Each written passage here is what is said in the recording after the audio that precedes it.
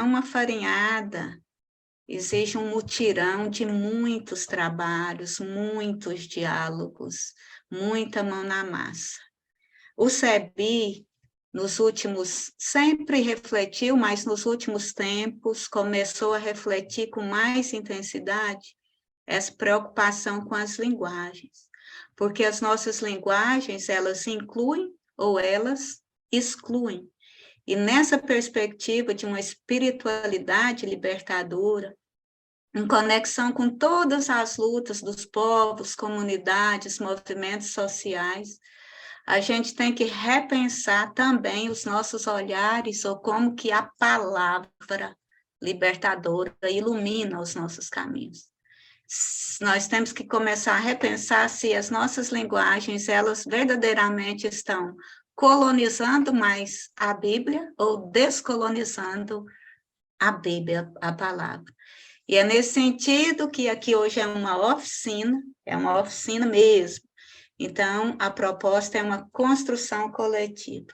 O Zé Luiz propôs que a gente, como provocação ainda maior nessa proposta, a gente lesse ou começasse ou jogasse na tela um poema chamado Pronominais. Então, vamos lá ver o Pronominais. Dê-me um cigarro, diz a gramática do professor e do aluno e do mulato sabido. Mas o bom negro e o bom branco da nação brasileira dizem todos os dias: deixa disso, camarada, me dá um cigarro. Zé Luiz, é com você.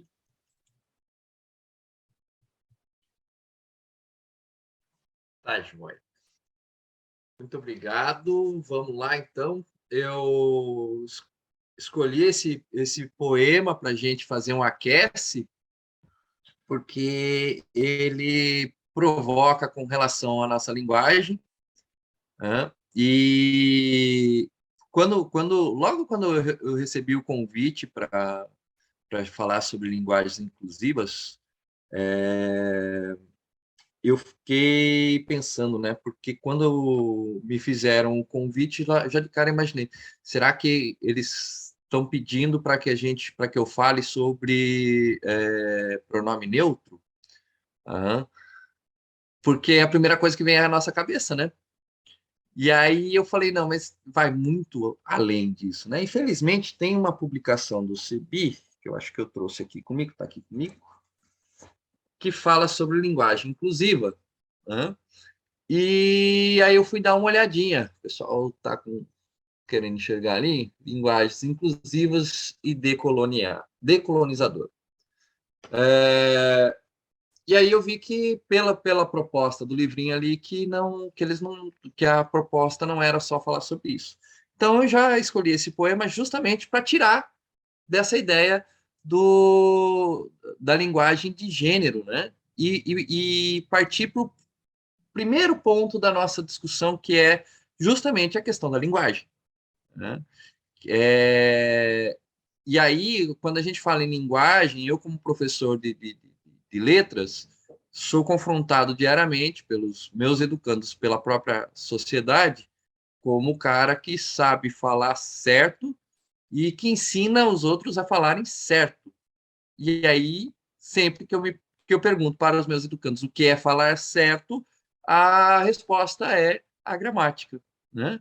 E só que por trás desse a gramática não se tem a compreensão do que a própria palavra quer dizer. A gente não tem somente uma gramática, né? Quando eles falam de gramática, eles estão falando de gramática normativa. Ah, a propósito, agora eu posso falar com certeza porque apareceu o rostinho dela ali. Essa Giovana aí é a minha filhota. Ela ou ficou tímida de se apresentar ou o microfone não estava funcionando. Mas enfim, não podia deixar passar. A gente, como pai, fica orgulhoso quando pode partilhar essas coisas com os filhos.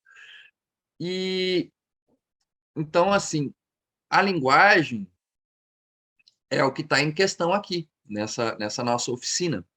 né? E por isso que eu quis começar com essa provocação, que eu não vou entrar em detalhes agora, até porque a nossa proposta é a partilha, então nós vamos começar pela partilha.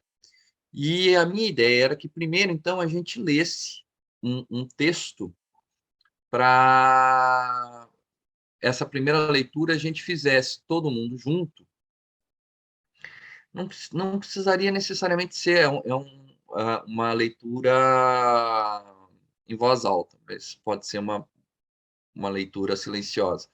Mas que a gente lesse, então, todo mundo junto, um primeiro texto que fala sobre pronome neutro. É o texto que foi publicado pela Folha.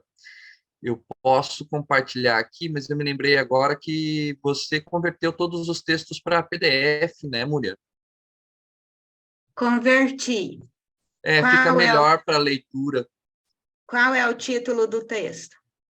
Ele fala sobre pronome neutro. Eu não tenho o título completo aqui. Peraí, deixa eu pegar aqui. Eu tenho que ficar caçando aqui, que eu não lembro do. Eu já encontrei, Sérgio. Já encontrou? Então, por favor.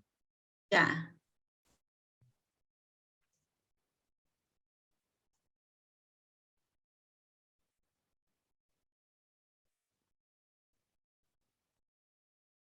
Acho que é bom ler alto, viu, Sérgio?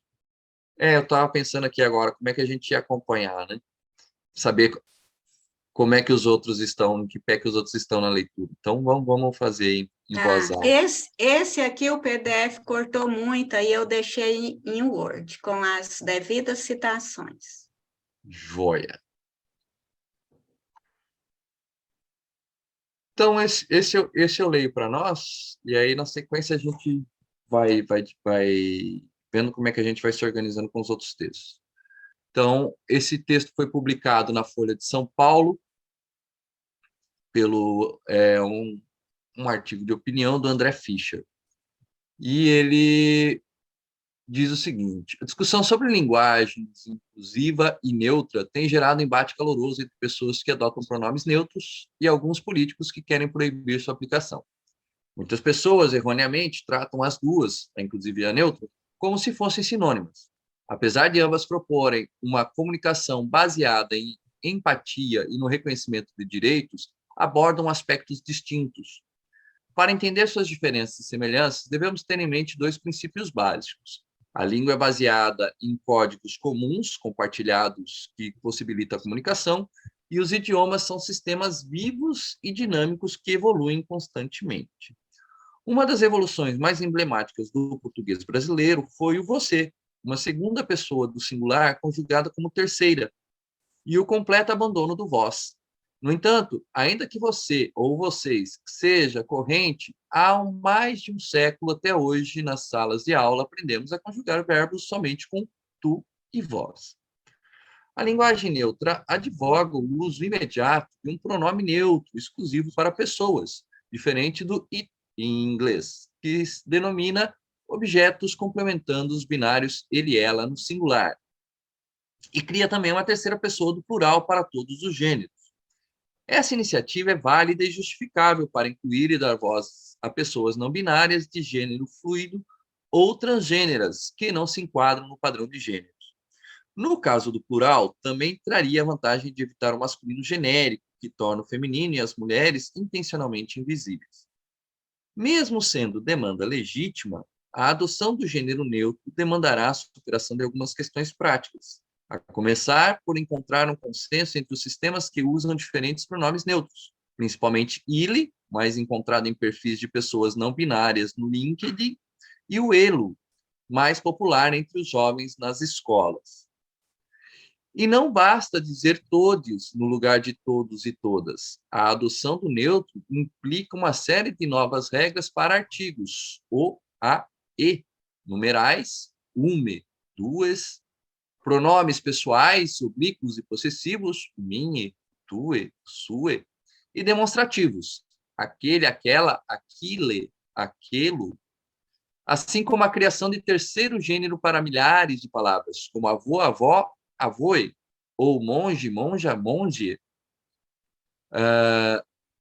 essa não poderia ser uma mudança imposta. Serão necessárias décadas até que seja reconhecida nas gramáticas e aceita por uma parcela significativa da população.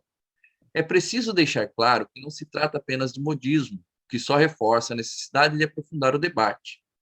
Nesse ponto, é importante voltarmos à diferenciação mencionada no início do texto. A linguagem inclusiva usa apenas palavras já existentes para diminuir marcadores de gênero e eliminar vocabulários racistas, LGBTfóbicos, xenófobos e que discriminam pessoas com deficiência ou mais velhas. Segue a norma gramatical da língua portuguesa utilizada hoje no Brasil e pode ser aplicada universal imediatamente, sem causar qualquer ruído, independente de mudanças formais. Depende basicamente de boa vontade e de observar técnicas simples para começar a incluir algumas modificações na maneira de escrever e falar. A lógica é usar termos sem vieses preconceituosos ou que reforcem o masculino genérico, sem grandes contorcionismos semânticos, como, por exemplo, substituir bem-vindos por boas-vindas. Entre as boas práticas inclusivas estão mencionar sempre o masculino e feminino, alunos e alunas, os médicos e as médicas, e usar substantivos para se referir a instituições no lugar dos homens que fazem parte delas, trocar diretores por diretoria, senadores por senados. Deve-se evitar a todo custo dizer homem no sentido de humanidade, um machismo normalizado que dói nos ouvidos de quem já sintonizou a inclusão no discurso. A comunicação inclusiva não economiza no termo pessoa, pessoa interessada ao invés de interessado, e ressalta o fato de que pessoas com deficiência, pessoas surdas ou pessoas com autismo são seres humanos acima de suas deficiências, algo que quem diz deficiente, surdo ou autista parece esquecer. Também é uma atitude inclusiva incorporar elementos da linguagem simples, técnica de comunicação, que tem como objetivo tornar textos acessíveis a todas as pessoas.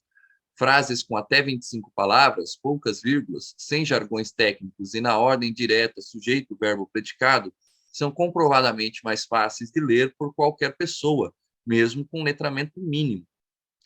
Adotar a linguagem inclusiva traz a possibilidade de usar palavras que não costumamos empregar em nosso léxico pessoal, cotidiano, e requer, por vezes, a reformulação de algumas frases.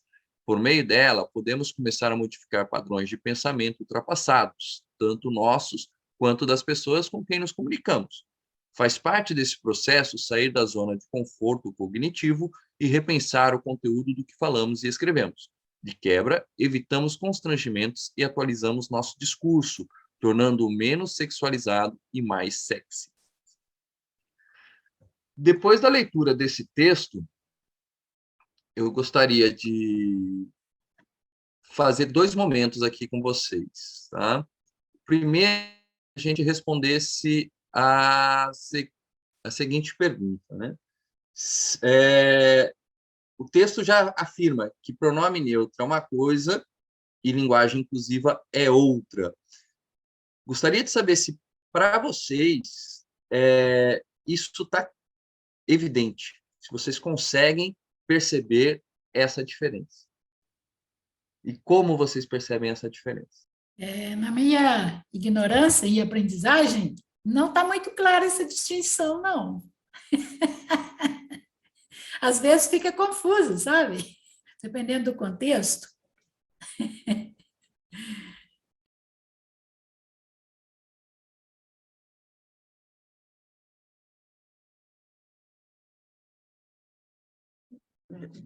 Zé, você viu que a Marcele pediu para você repetir a pergunta?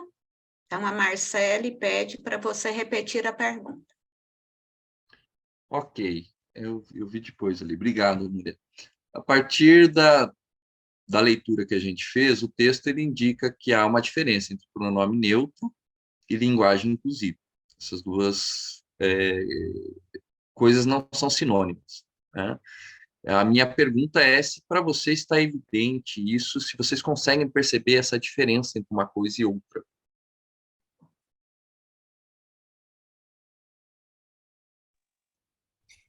Depois da leitura do texto, ficou um pouco mais evidente, mas eu não tinha clareza que existia essa diferenciação entre um e outro.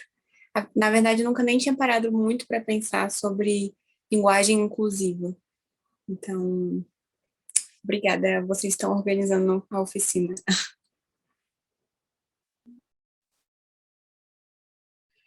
Para mim também, eu estou ainda pensando sobre o que eu ouvi no texto. Então, assim, Zé, se você pudesse explicitar um pouco mais essa diferença, para mim seria importante.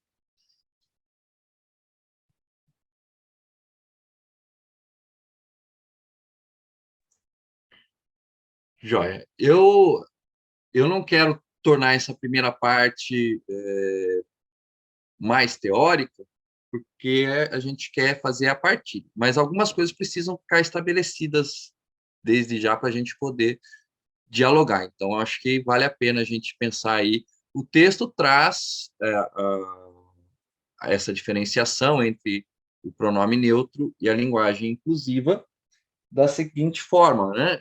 Aliás, o texto até nem menciona isso que eu vou falar agora. Pronome neutro surgiu com base nas línguas, e principalmente uma das línguas que é berço da nossa, que é o latim, que possuem o pronome neutro, né? Que, na verdade, seria um pronome para coisas, objetos. Né? Não é nem para masculino, nem para o feminino, para objetos. E aí ele seria um pronome neutro. Essa, inclusive, é uma das críticas ao exercício do pronome neutro, né, na nossa linguagem. Mas a grande crítica é que o pronome neutro ele não necessariamente também inclui, porque a proposta... Sério mesmo, Titi? A gata também quer participar. Deixa ela. A proposta de linguagem inclusiva, ela vai inclusive, ela vai inclusive para além das questões de gênero, que aí é o segundo momento do texto, né? O texto vai lá falando sobre outros tipos de cuidado, outros cuidados que nós temos que ter com a linguagem, que não tem a ver somente com gênero. Alguém já falava na apresentação sobre a questão da negritude, né? A própria questão do falar certo ou errado, né? Nós temos a gramática normativa como sendo considerada a única gramática da nossa língua, quando na verdade ela é só uma das gramáticas, né? A que define quais são as normas da linguagem padrão. Algumas coisas que o livrinho traz e que esse texto do André Fischer traz também, que é a questão social, também é uma questão que a gente tem que cuidar na hora da linguagem inclusiva. E tem eu acho que é uma lacuna nesse livrinho aqui. Até vou falar aí, Múria, acho que é bom anotar para uma próxima publicação. Questão do capacitismo. Né? Quando a gente fica na dúvida entre é deficiente ou é pessoa com deficiência, quando a gente chama uma pessoa de idiota, retardado, imbecil, né? A gente está... aquela pessoa está se fazendo de surda, aquela pessoa está dando uma de João sem braço. O que é isso? Né? Isso está sendo uma linguagem inclusiva? Então, a linguagem inclusiva vai para além das questões de gênero, que é o que trata o pronome neutro. Tá? Então, agora eu vou trazer só essas observações, porque o restante vai ficando evidente no transcorrer aqui da nossa oficina, com os textos que eu separei. Tá? Zé Luiz, eu sei que não é a hora, mas eu já vou falar aqui. A palavra neutro, neutralidade, dá nó na minha cabeça, assim, me incomoda demais. Existe linguagem neutra? Ou ela tem uma intencionalidade? O que tem uma intencionalidade pode ser chamada de neutra? Assim, o que é Eu cresci pensando que neutro é uma coisa neutra, assim, ó. Assim, ó. Aqui, olha o corpo falando. Mas então, a palavra neutra, e mas ao mesmo tempo, olhando para a luta dos grupos, dos povos, qual é a força política de uma linguagem inclusiva e qual é a força política de um pronome neutro? Muito assim também. É que assim, há uma diferenciação aí, né? Tu usaste linguagem neutra, que é uma coisa diferente do pronome neutro, né? E aí, linguagem neutra realmente não existe, né? Se a gente for lembrar aí do Paulo Freire, quando ele fala de ideologia, né? Até eu separei aqui, mas eu estou tentando, viu, vô? Eu estou tentando compartilhar, mas deixa eu ver se eu consigo aqui, olha só um pouquinho. Acho que compartilhando a minha tela, de repente. Vamos ver. Está aparecendo a minha tela para vocês? Sim, mas está aparecendo agora o Salmo responsorial. É o Salmo? Não, agora eu mudei a imagem. Está aparecendo o Paulo Freire aí, o Barbudinho? Está aparecendo para Sim, vocês? Esse sim. Barbudinho é show de bola, né? Olha lá, ele diz assim: não existe imparcialidade. Todos são orientados por uma base ideológica. A questão é: sua base ideológica é inclusiva ou excludente? E eu acho que a discussão parte justamente daí, quando a gente fala de linguagem neutra, que é diferente do pronome neutro. O pronome neutro, como eu falei, ele também não deveria se aplicar do jeito como a gente está chamando, pelo menos, né? Deveria fazer parte da linguagem inclusiva, a tentativa de incluir os não binários e tudo mais, porque o pronome neutro, na verdade, não está falando está falando sobre algo que não é masculino nem feminino, e que normalmente isso era dedicado aos objetos inanimados, tá? Mas a linguagem inclusiva versus a linguagem neutra, a gente pode usar aqui um outro material que é do Marcos Banho, que é esse livrinho aqui, Preconceito Linguístico, tá? Do Marcos Banho, que vai falar justamente o que o Paulo Freire acabou de falar sobre ideologia, ele vai falar sobre linguagem. Ele até numa palestra que eu fui do Marcos Banho, para quem não conhece, ele é um professor da Universidade Federal de Minas Gerais e ele é um sociolinguista. E ele disse o seguinte, naquela palestra, né, que, na verdade, preconceito não é linguístico. Preconceito é social. E ele reflete na linguagem. Por quê? Porque a nossa linguagem nasce da nossa cultura, né? A gente, às vezes, tem a ilusão de que primeiro veio a língua e depois veio a cultura. Não.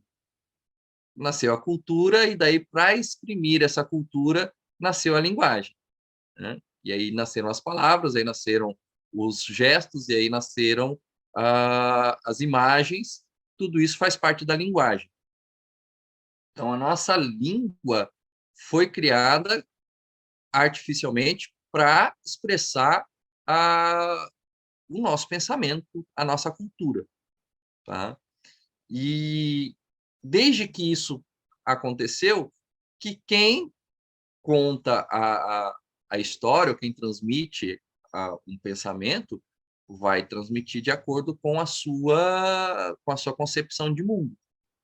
Tá? E se a pessoa transmite alguma coisa com a sua concepção de mundo, não tem como ser neutra, porque a pessoa vai informar a partir daquilo que ela vê e como ela vê, né? Então, linguagem neutra não existe. A linguagem é política, tá? Porque a linguagem tem a ver com o nosso berço, com o nosso chão, o lugar onde a gente pisa, né? Tem a ver com as nossas concepções de mundo, e aí ela não tem como a linguagem ser neutra. Eu queria fazer um segundo momento aí a partir desse texto, mas primeiro eu gostaria de perguntar, tá tudo bem até aqui? Alguma pergunta? Esse segundo momento, que eu queria ver com vocês, a gente já começou a comentar, na verdade, né? acabei falando sobre a questão do capacitismo. Existem outros cuidados que nós temos que ter com a linguagem, né? Eu ia perguntar para vocês que outros elementos, além do gênero, fazem parte dos cuidados com a linguagem inclusiva, se vocês têm essa visão.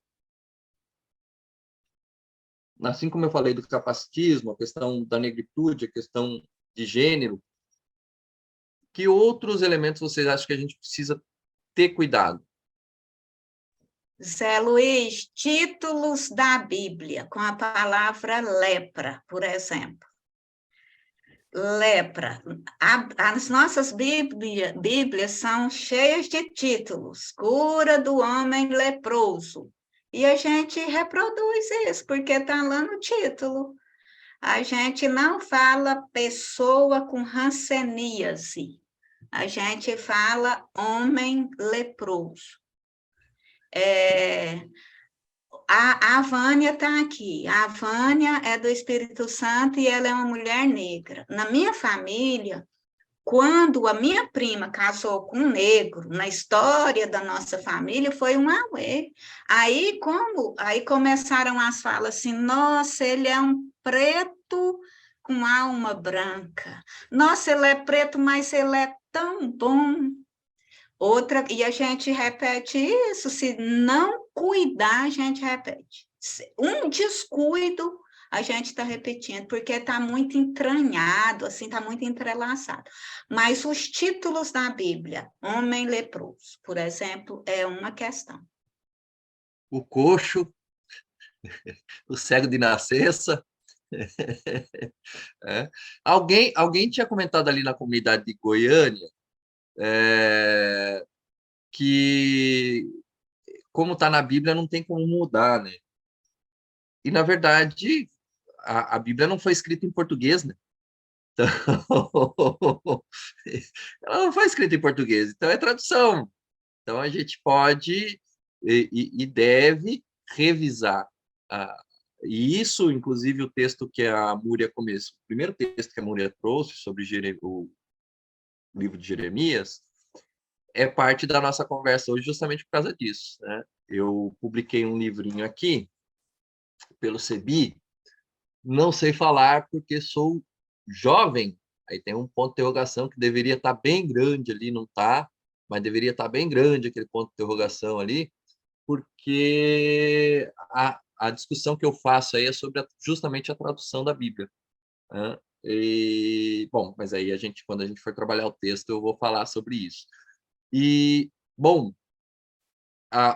que a Bíblia foi construída, foi redigida num contexto machista, num contexto cultural específico de uma região, que foi escrita, em boa parte, por uma elite cultural e uma elite política, isso a gente sabe, isso a gente é capaz de compreender, pelo mínimo que a gente já acompanhou de atividades do CEBI. Né? Agora, tem o processo da tradução. O processo da tradução torna a situação ainda mais crítica, porque, além do machismo, do patriarcado, de tudo que a gente encontra lá na Bíblia, a gente tem a situação do patriarcado atualizado de quem traduz a Bíblia hoje, ou de quem traduziu a Bíblia para as versões que a gente tem. Né? Eu nunca me esqueço quando saiu a primeira publicação da Nova Pastoral, que acho que foi no Evangelho de Mateus, que tem lá na genealogia de Jesus 5 mulheres, e os tradutores eliminaram simplesmente 4 dessas mulheres. Não faltou ninguém da genealogia de Jesus, a não ser exatamente 4 das 5 mulheres. A única que foi citada foi Maria. Tá? As outras, Raabe, Ruth, foram apagadas da primeira tradução da Nova Pastoral. Eles tiveram que reeditar logo em seguida, porque foi assim, um erro crasso, né? Um erro de esquecimento mesmo. Né? Então, a gente tem o problema da tradução. Isso é fato. E é uma opção política. né? Não é religiosa, ela é uma opção política, tá? Então, a gente tem que ter isso bem evidente. E vocês perceberam também, devem ter percebido, que acho que foi a Fatinha também que usou, a gente evitando usar o termo isso está claro, eu gostaria que você me esclarecesse, a gente evitou o termo, eu evitei de propósito, e eu acho que a Fatinha também, na fala dela, deve ter evitado também esse termo. Por quê? Porque o tornar claro, tornar escuro, traz a concepção, quer queira ou quer não, da questão da raça também, né? Ah, tornar a situação está meio nublada, está meio obscura, né? Precisa esclarecer um pouco. Então, mas isso a gente já está se avançando, na verdade, né? Porque isso aí era algo que eu gostaria de a gente trabalhar a partir das oficinas. Zé Mas Luiz, a Marcele trouxe, assim, respondendo a sua provocação anterior, algo relacionado à idade. Então, a Marcele, se ela quiser contextualizar, expressar. acho que é legal. Vai lá, Marcele. Eu acho que seria mais no sentido de saber como usar a linguagem para referenciar e evitar expressões, situações que diminuam o outro por ser jovem demais ou por ser velho, idoso, não sei nem qual é a forma como eu posso me referir que seja mais respeitosa no caso, né? Mas seria nesse contexto. Para mim, o principal problema nem é a maneira como a gente chama, a gente se dirige ao idoso, ou à criança, ou adolescente, né? Embora seja muito complicado a gente ouvir falar, fulano é de menor, ou então é menor de idade, né? Mas, ou então, tinha uma piadinha, a gente vai falar sobre piadas em algum momento, né? Mas que falava a diferença entre o idoso e o velho, né? Extremamente preconceituosa contra as questões de idade, que é o chamado etarismo, né? Mas, para mim, para a gente começar, antes da gente ir para os textos, eu acho que o maior problema de quando a gente se dirige às pessoas com relação à idade é o tal uma conjunçãozinha adversativa, ao professor de português agora, a conjunçãozinha adversativa chamada mas. Ele é jovem, mas é tão inteligente. Ele é idoso, ele é velho, mas ainda sabe das coisas, né? Ainda está consciente. Então, esse mas é terrível, né? E sempre que a gente quer, a gente sabe que a gente vai atingir alguém, mas a gente quer amenizar, a gente usa esse mas aí, né? Você é tão esperto, mas, né? Você é uma mulher inteligente, mas, né? E para a idade pesa também esse mas aí. Mas como a gente vai se referir, acho que a gente pode, em um outro momento, a gente trabalhar, né? Tem, inclusive, esse André Fischer, ele tem um manual, deixa eu compartilhar de novo a minha tela aqui, tem um manualzinho escrito por ele.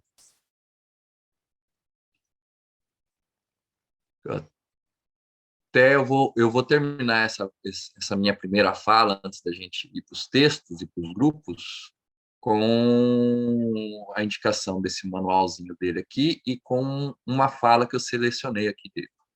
Então, Manual Prático de Linguagem Inclusiva está disponível na internet, até depois eu vou procurar o link ali para informar quem quiser baixar. É um texto curtíssimo, de 12 páginas, é o André Fischer que publicou esse manual.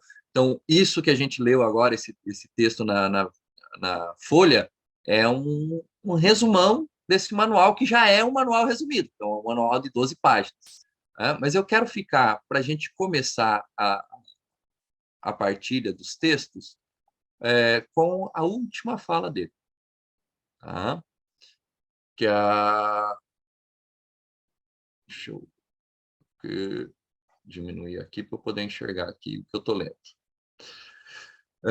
Então, aqui, faz parte desse processo sair da zona de conforto cognitivo e ampliar a percepção sobre o que falamos e acessar um vocabulário mais amplo. E aqui é a chave para a linguagem inclusiva. Esse exercício diário, sem a menor dúvida... Não, não é esse aqui, não. Desculpa.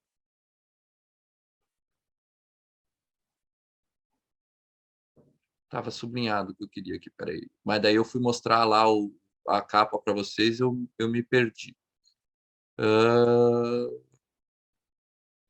Então, vamos fazer o seguinte, vamos para os textos, depois eu volto com esse trechinho que eu tinha selecionado aqui do manual dele, tá? Peço desculpa, mas acontece. Quem sabe erra ao vivo. O que mais nos incomodou nesse texto foi a palavra coisa e coisa de preto. Calçada suja. E a calçada suja, né? O que quis dizer? Esta questão da calçada suja, o que seria essa coisa e o porquê ser de preto? Quer dizer que só preto que faz as coisas feias, que deixa as coisas sujas e as demais coisas, né? Sendo que tudo que é negativo vem do preto. Isso é uma mentira, mas no dizer popular cai muito em cima da pessoa negra.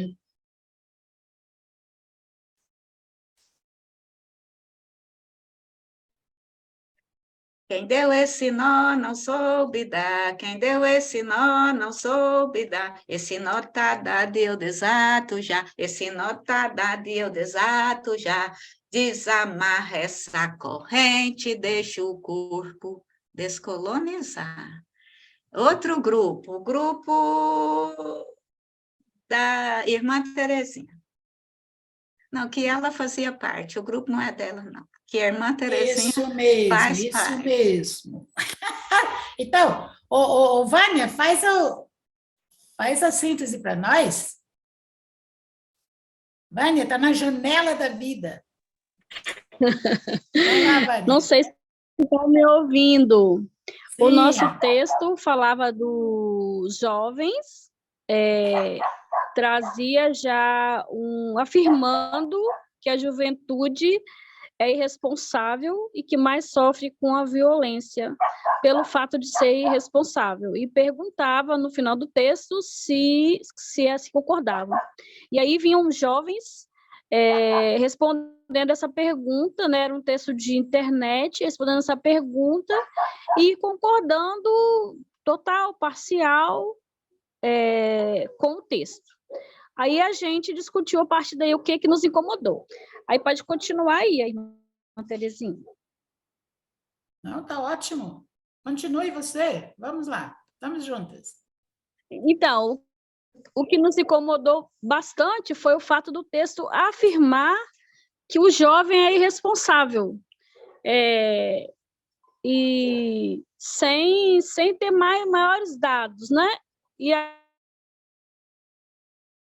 aí induzia a linguagem a concordarem com essa afirmação de que o jovem é irresponsável, que é mais vítima de violência, porque realmente é irresponsável. E aí, nas falas dos jovens, algumas coisas nos incomodou também, que foi o fato do jovem se sentir enquanto mão de obra, enquanto irresponsável, que naquele momento de vida é assim mesmo, que ainda vai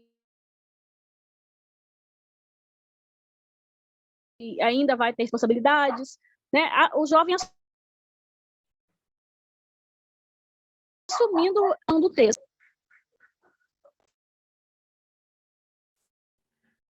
Eu fiz até uma brincadeirinha lá no grupo, que o texto, de fato, induz a gente a concordar que o jovem é irresponsável, né? E eu tinha perguntado para o pessoal que estava no grupo se eles tinham visto a irresponsabilidade daquele jovem pendurado lá no para-choque do caminhão essa semana. Nossa Senhora.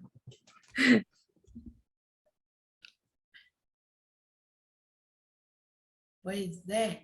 E nós descobrimos o porquê que a Vânia, o telefone dela fica oscilante, porque ela tem muita energia e move o celular. Obrigada, Vânia. Ela fala com o corpo. Quem deu esse nó não soube dar, quem deu esse nó não soube dar, esse nó tá dado e eu desato já, esse nó tá dado e eu desato já, desamarra essa corrente, deixa o corpo libertar, desamarra essa corrente, deixa o corpo libertar. O grupo que a Marcele e a Giovana e a Fatinha e eu fazíamos parte. Então, gente, o nosso grupo ele ficou com um texto que partilhava sobre um comentário publicado online, feito pelo Ciro Gomes, sobre o Lula, e no qual ele dizia que o Lula era fraco física, psicológica e teoricamente, e postava uma foto do Lula em algum momento cansado, desgastado, né? E aí, o que nós conversamos no grupo foi a questão do ataque, da linguagem agressiva, do deboche, da tentativa de se colocar num local de superioridade, de colocar que a pessoa idosa é fraca, sendo que, dependendo do contexto, a idade vai ser, o referencial de idade vai variar. A Muri até trouxe um exemplo, uma história que ela presenciou, se ela quiser contar depois, bem engraçada, bem ilustrativa. E questionamos também o efeito da fala de um candidato à presidência desse nível agressivo, sem maturidade nesse ponto, sobre o corpo dos eleitores, né? Zé Luiz, conforme a nossa programação, está na hora do intervalo. O que é que a gente faz?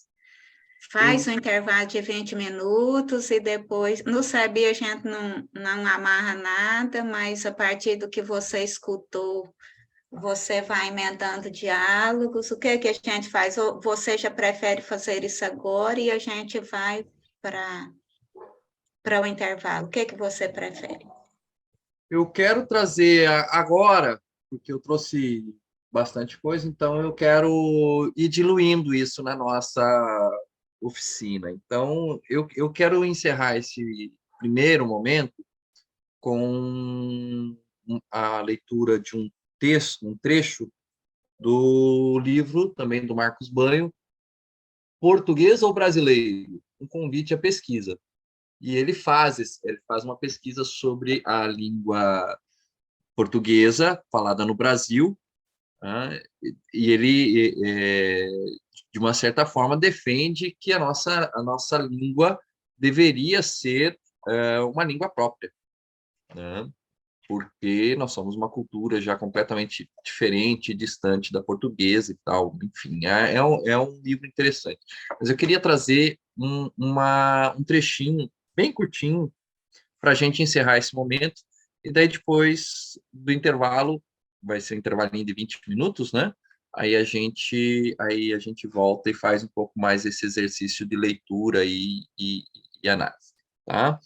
Então ele diz assim: então os conceitos de certo e errado na linguagem refletem esquemas sociais de autoritarismo e intolerância que não são mais admissíveis nos dias de hoje. Achar que uma determinada forma linguística é mais certa que outra é a mesma coisa que achar que os homens são mais inteligentes que as mulheres, que os homossexuais são doentes ou que os brancos merecem mandar nos negros. E aí, com essa provocação, né? Eu adoro Marcos Banho, entre outras coisas, porque a linguagem dele é bem incisiva. E então a gente vai para esse intervalo pensando nisso que a gente viu aí nesse primeiro momento e se preparando para mais leituras na volta, né?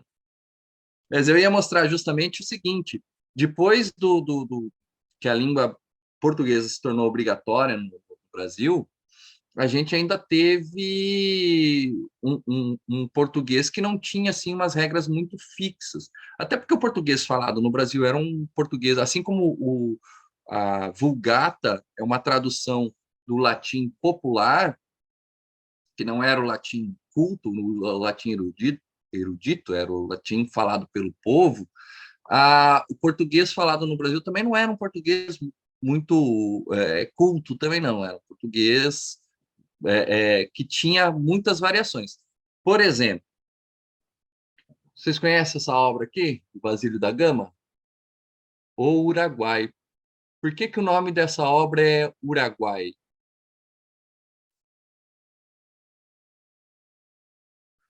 Porque quando ela foi escrita, também lá por volta do século XVIII, se aceitava tanto o Uruguai quanto o Uraguai. As duas grafias, as duas formas de falar eram aceitas, né? Não vou dizer o termo estavam corretas, porque não se tinha esse rigor gramatical que a gente vê hoje, mas eram aceitas, né? Assim como se aceitava flecha e frecha, louro e loiro, ou ouro e oiro, né? Então, não havia esse rigor que a gente tem hoje com a norma gramatical. Essas palavras foram adquirindo essa forma fixa conforme foi a nossa elite cultural foi fixando a escrita. Tá? Mas se a gente for pegar, por exemplo, José de Alencar, oiro, frecha, né? E José de Alencar não pode ser considerado um escritor inculto, né?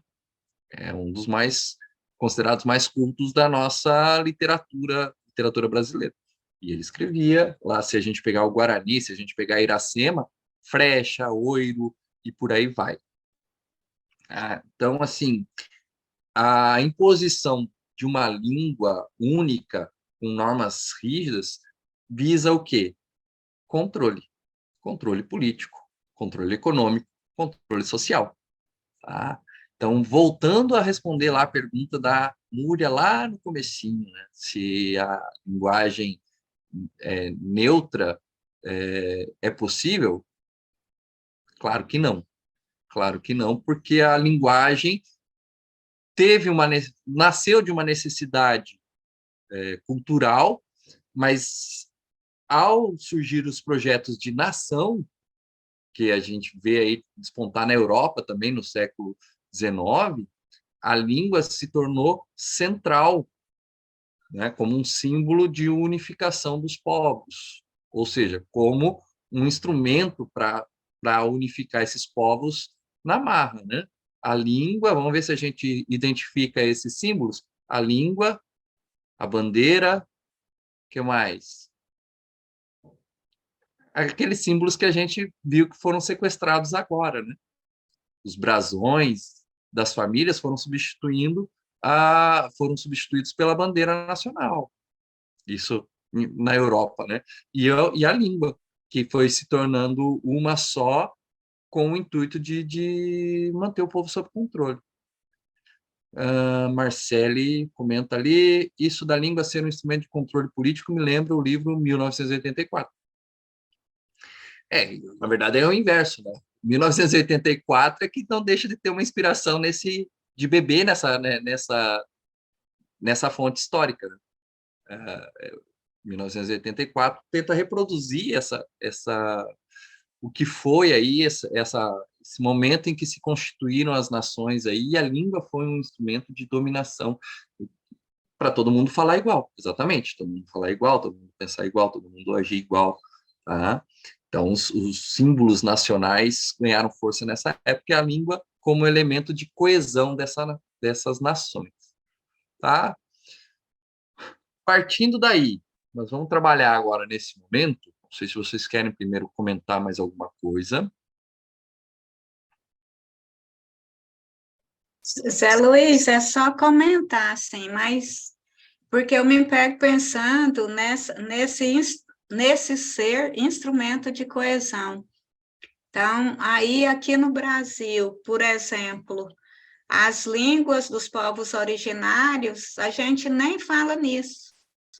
Então, todo o povo da África que veio nos navios negreiros, então, essa forma de comunicar, também assim, oficialmente, enquanto língua, ficou à margem, marginalizada.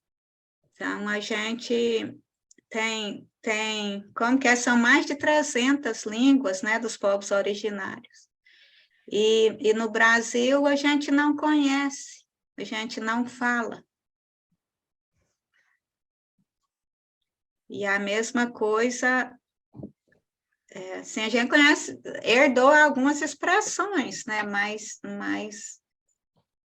ficou assim uma língua, o nome é marginalizada mesmo, ficou à margem para essa hegemonia branca, europeia, eurocentrada. Exato, exato. Vocês devem conhecer Crispim de Policarpo Quaresma, de Euclides da Cunha, um escritor negro, diga-se de passagem, né? A gente tem... por que é importante a gente falar sobre linguagem inclusiva?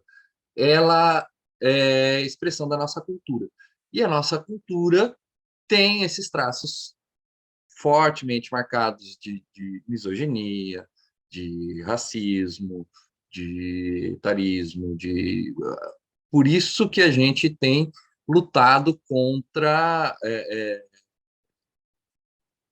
essa cultura patriarcal que tá muito antes do neoliberalismo massacrando o nosso povo. Tá? Mas por que então a gente se apega à linguagem? Porque a linguagem, ela força a gente a pensar a nossa cultura, né? Se é verdade que a nossa linguagem surge a partir da cultura, a mudança da linguagem também ocasiona uma mudança cultural. A partir do momento que a gente coloca aí a discussão sobre pronomes neutros, ela tem pelo menos essa vantagem de nos colocar para pensar a questão da inclusão. Em que pese a gente ter algumas dificuldades com a linguagem neutra, por exemplo, o uso do X, né, helix, para pessoas com deficiência visual, por exemplo, que tem lá os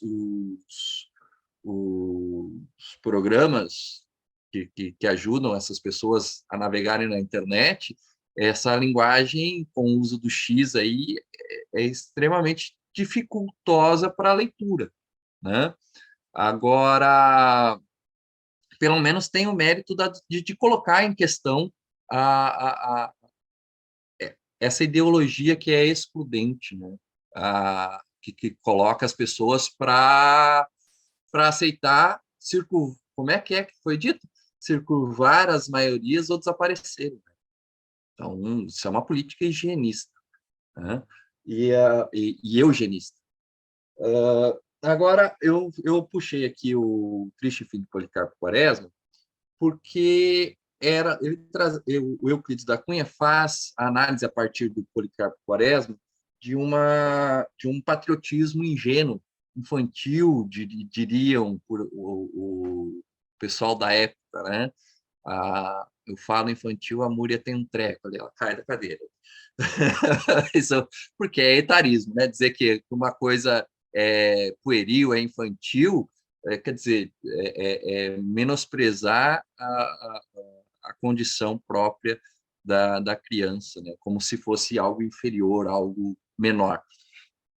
Mas essa visão ingênua do Policarpo Quaresma era uma visão muito questionada na época, em que ainda existia, repercutia uma ideia nacionalista que vinha lá do romantismo ainda, que era de transformar a nossa língua em uma língua, voltar para a ideia dessa língua geral amazônica, né? O tupi, mas não com o objetivo de retomar os povos originários, que nem a Múria estava trazendo, mas de negar o domínio de Portugal, né? O problema é que não se negava somente o domínio de Portugal, mas as relações com a Europa continuavam a pleno vapor, né?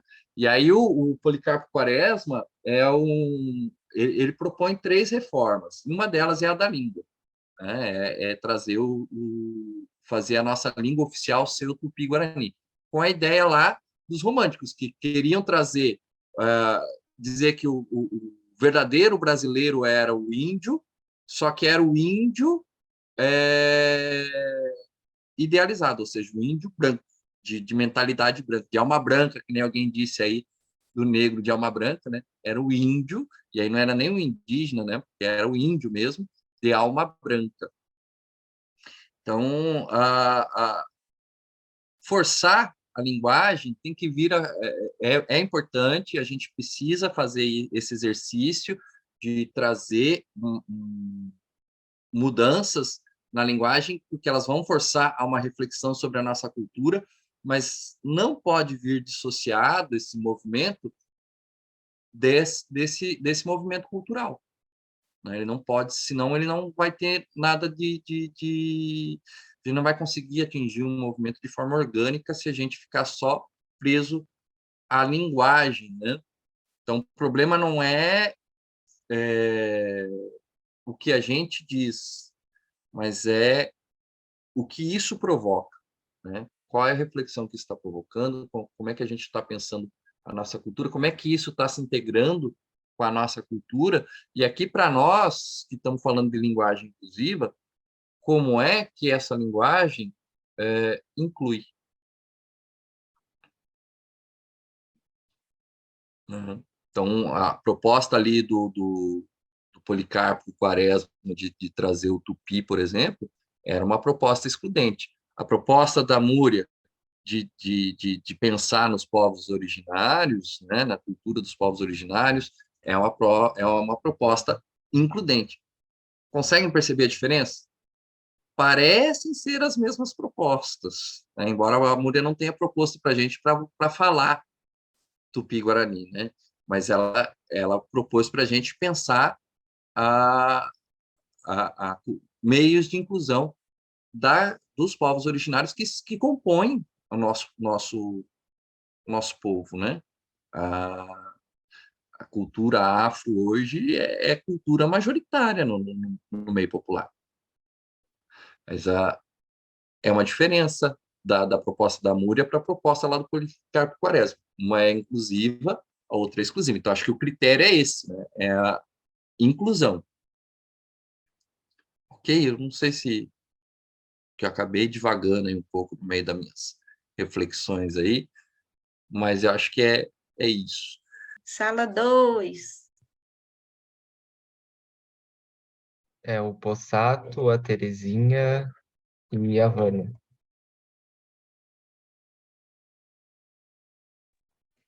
E E um você, participante Juan? de última hora. É que eu tava lá de convidado. Juan estava convidado, agora continua como convidado. Especial. Que tal? Então, o nosso texto... Bom, o nosso texto foi Ai, gente, deixa eu rememorar o título. Entenda a diferença entre ecumenismo e diálogo interreligioso, do Conselho Nacional de Igrejas Cristãs do Brasil, e foi uma entrevista com o padre Marçal, e aí ele fala, a gente percebeu três coisas, na verdade, que chamaram a atenção. Primeiro, a linguagem, porque os coletivos foram usados sempre no masculino.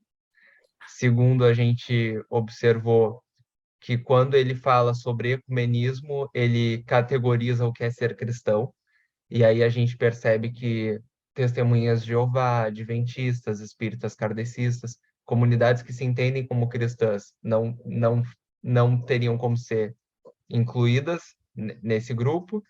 E quando ele fala do diálogo interreligioso, ele não fala em comunhão, ele fala que o diálogo interreligioso é para perceber a ação de Deus também nesses outros grupos. Então, do Deus cristão nesses grupos, para, né, tornar compreensível.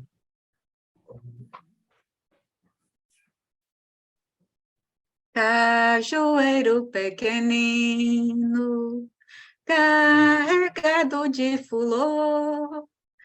Eu também sou pequenina cajueiro, carregada de amor. Sala 1.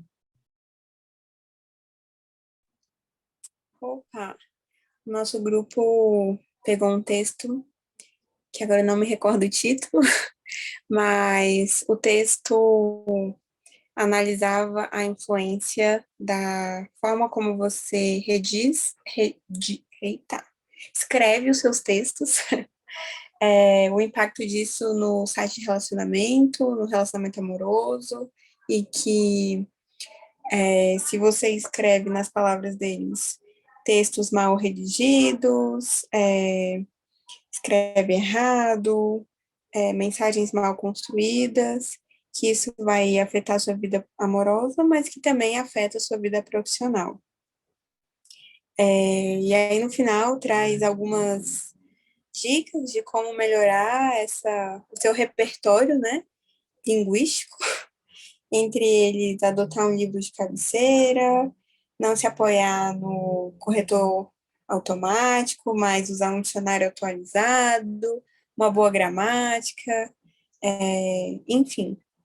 E o que ficou no centro do nosso debate foi essa questão do mal redigido, né, da língua culta, que as participantes trouxeram que é um modelo baseado em regras gramaticais, como se só houvesse comunicação partindo desse lugar, sendo que, na verdade, a vida acontece de qualquer forma, a comunicação acontece, o amor acontece, independente de se usar língua culta ou não, e que sabedoria, por exemplo, não é necessariamente um sinônimo de língua culta. Estamos reunidas para participar e apresentar.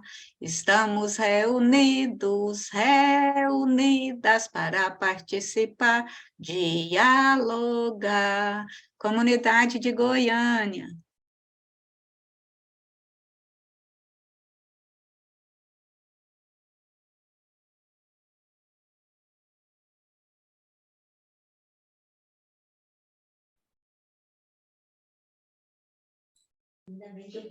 Comunidade de Goiânia está confusa aqui com esse texto, viu?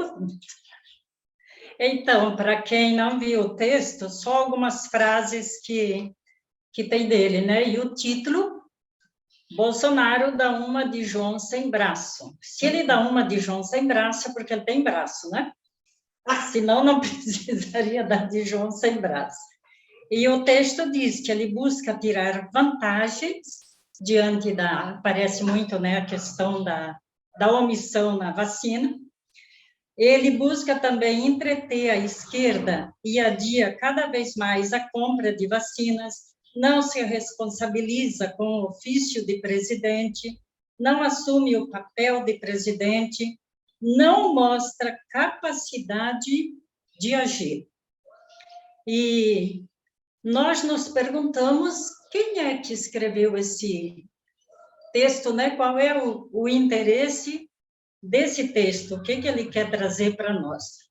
Porque tudo o que foi feito até chegar às eleições e o que foi feito nesta semana tem muito braço agindo, né?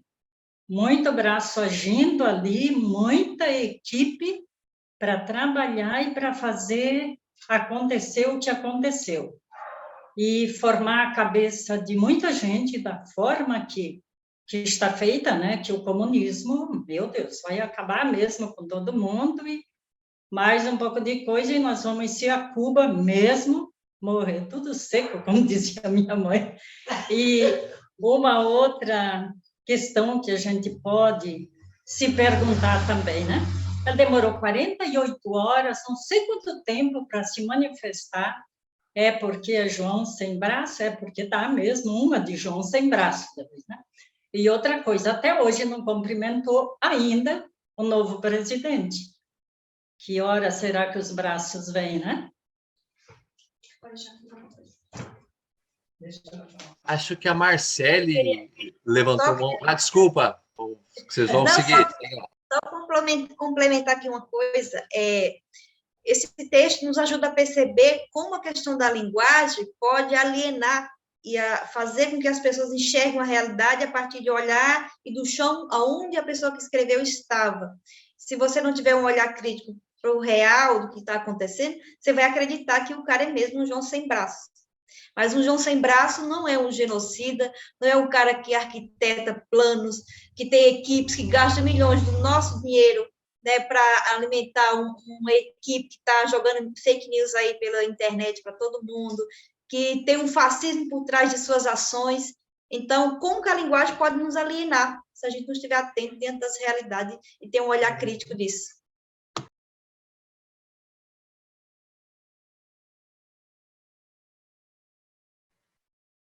A Marcele comentou ali no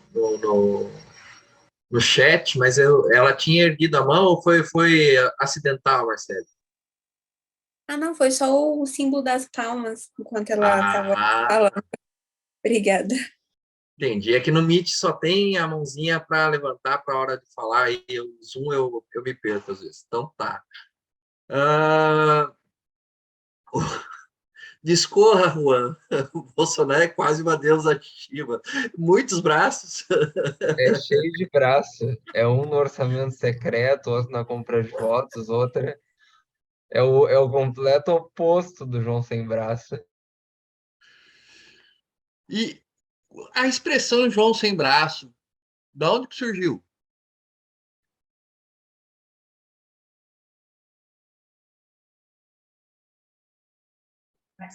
O pessoal da guerra, quando eram mutilados na guerra, eles ficavam inválidos para o serviço, né? O pessoal não contratavam para trabalhos. Aí eles pediam alimento, tudo, vivia de pedir. E algumas pessoas, para tirar proveito, amarravam os braços para trás para pedir também. Mas aí era mentira, porque a pessoa tinha um braço. Aí daí surgiu a expressão João sem braço. Pois é, era uma pessoa, então, mutilada, né, pela guerra. Então, a gente tem aí uma pessoa com uma deficiência, né? A expressão Nine, vocês já ouviram falar? O Nine agora prometeu picanha para todo mundo. Eu quero, meus alunos já me cobraram, meus alunos bolsonaristas já me cobraram essa semana. Quando é que vai chegar a minha picanha? Né? O Nine prometeu. Por que Nine? É por causa que ele tem 9 dedos, o Lula. E por que ele tem 9 dedos? O que aconteceu que ele perdeu? Ele perdeu um dedo ou ele nasceu com os 9 dedos? Ele perdeu o dedo trabalhando. Perdeu o dedo num torno mecânico, né?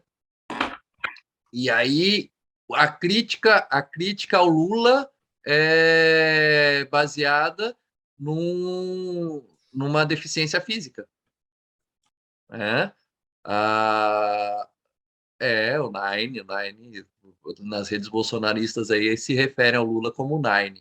Nine, 9 dedos, o Bolsonaro dizia direto nos pronunciamentos dele, né, o 9 dedos, quer dizer, uma crítica baseada na deficiência. Então, O Lula, quando é criticado pelos seus opositores, é por sua deficiência física adquirida na condição de trabalhador, operário, ou pela sua condição de nordestino, né? Então, assim como a Dilma era considerada louca, histérica, né? São condições de saúde e de saúde física, de saúde mental, de saúde psicológica, né? Então, percebem que esse tipo de crítica, assim como a do Ciro, falando da questão da idade do Lula, são ataques não são críticas não à sua condição como administrador, mas como pessoa que tem deficiência física, pessoa que já está numa fase avançada da sua vida, uma pessoa que tem uma origem humilde e de uma região humilde, entende? Então, e aí, quando diz que o Bolsonaro está dando uma de João sem braço, né, fazer-se de João sem braço é usar a condição física que inferioriza a pessoa, né, porque essas pessoas sem braço precisavam, como foi bem explicado aí, pedir sustento para as pessoas, mendigar sustento para as pessoas, né? E então está dizendo que quando você diz que uma pessoa é João sem braço, você está querendo dizer que, na verdade, ela está querendo ser mais esperta que as outras e está querendo tirar vantagem das outras. Mas aí você está dizendo que ela está usando o sentimento das pessoas de dó, de piedade, para se aproveitar delas, né?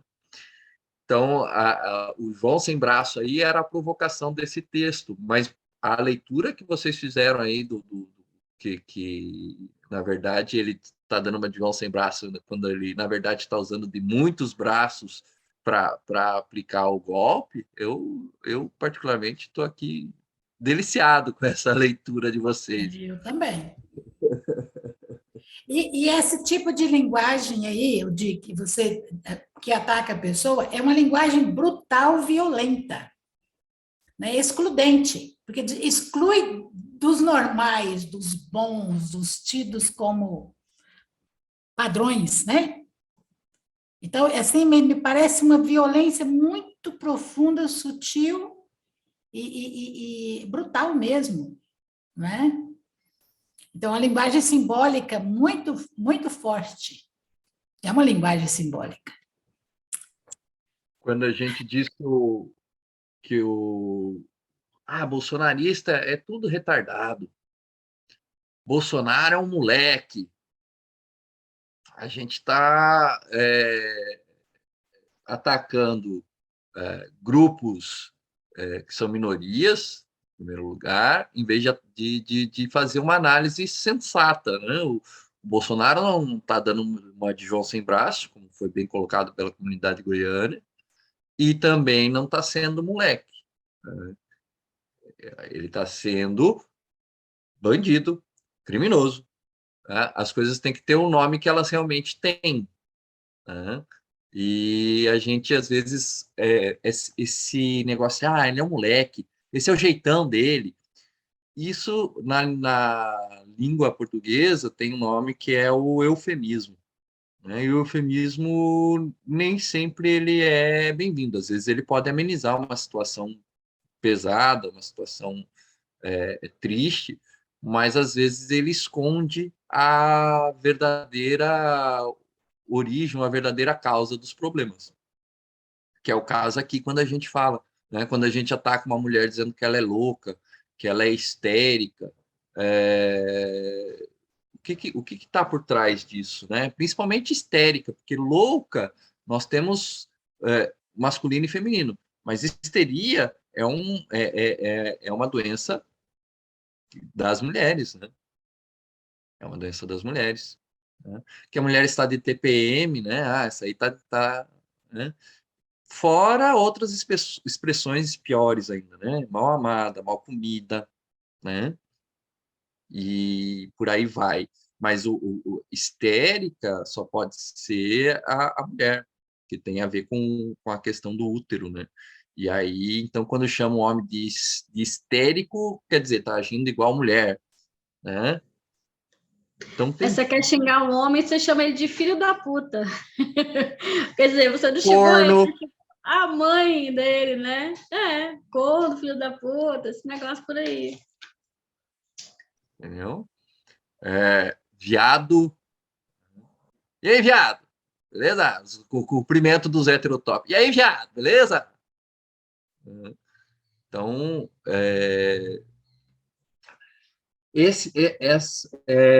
essa linguagem, ela é simbólica, ela é violenta e muitas vezes isso está tão internalizado que a gente nem percebe o grau de violência. Então, quando a Terezinha coloca que ela é sutil e é brutal ao mesmo tempo, no primeiro momento eu fiquei, não é coerente. Ela é sutil ou ela é brutal. Mas tem razão a Terezinha de colocar assim. Por quê? Porque ela é uma violência brutal, o coeficiente de violência é enorme, né? O potencial de violência é enorme, só que pela naturalização desses termos, acaba se tornando sutil, né? Na verdade, eles acabam sendo normalizados. E aí vamos falar a gramática normativa tem também essa função, né? Matou-se muita gente quando se instituiu a norma padrão, ou melhor, a língua portuguesa como a língua oficial do Brasil, matou-se muita gente que se recusava a falar o português. Muita gente morreu por causa disso. Tá? Até chegar nos dias de hoje, que a gente vê as pessoas... Eu tenho uma estudante que ela sempre chega para mim, ai, sor, e eu não posso, a pessoa fala para mim ir lá, eu já paro de conversar com ela na hora. Está me chamando de sor, está cobrando norma padrão da pessoa com quem ela está conversando. Tá? E é para tu ir onde, eu falo para ela, né? Não, para mim ir, não, sor, porque mim não conjuga verbo, né? Que é uma maneira de dizer que o índio ou o indígena, né, também não sabe falar. Mim não conjuga verbo, né? Então, mas para ela não há problema em dizer eu vou ir em tal lugar. O dia que eu falei para eles, né, eu vou ir é uma construção que não existe na norma padrão, aí eles ficaram parados olhando para mim assim sem entender, porque é muito comum aqui no Rio Grande do Sul, não sei aí, mas aqui no Rio Grande do Sul se fala eu vou ir lá, né? Vou é do verbo ir é do verbo ir. Então, eu vou ir lá, eu vou lá, né? Eu disse que isso não existe na norma padrão, ela ficou parada, me olhando. Eu falei, então, agora sou eu que não saio mais contigo. Tu não sabe falar, tá vendo? E senhor, mas isso é uma coisa, aquilo lá é outra coisa. Quer dizer, então, você vê que está internalizado na mente da população esses mecanismos de opressão, né? Esses mecanismos de opressão continuam funcionando de uma forma, não diria orgânica, mas dentro da cultura da sociedade, né? Alguém vai falar alguma coisa? Não? Deixa eu abrir o microfone, eu acho. De uma forma inconsciente e muitas vezes também consciente, né? Quando a gente vê lá o pessoal do colégio de jesuíta em Curitiba atacando os pobres e os nordestinos porque votaram no Lula, É consciente. É consciente, né? A aluna em questão foi expulsa, pelo que eu fiquei sabendo, aí a notícia que eu li hoje de manhã, lá no Colégio Jesuíta em Curitiba. Mas aí hoje de manhã também eu fiquei sabendo que aconteceu a mesma coisa num colégio de elite aqui em Porto Alegre. Então, as punições não estão servindo para mudar a cultura, né? Entende? Então, isso acho que é uma coisa que a gente poderia, inclusive, encaminhar, não está na hora ainda. Ixi, a gente tem meia hora. Vou trabalhar um texto bíblico com vocês agora. Agora que eu me dei conta ali, eu estou aqui, tem meia hora. Gente, vamos retomar isso que eu estou fazendo as provocações hoje, né? A gente vai ter semana que vem de novo, a gente vai conversar, vai ter oficina. Então, eu vou dar o encaminhamento para o que a gente vai fazer semana que vem, como é que a gente vai trabalhar, mas aí a gente vai retomar, então, essa conversa semana que vem. Eu queria hoje, eu tinha pego 2 textos, mas daí, de repente, um texto eu jogo para a semana que vem. Eu vou aproveitar o texto que a Múria trouxe para a gente trabalhar hoje. Até, Múria, se tu quiser compartilhar a tela novamente conosco, o texto de Jeremias. Agora. Opa!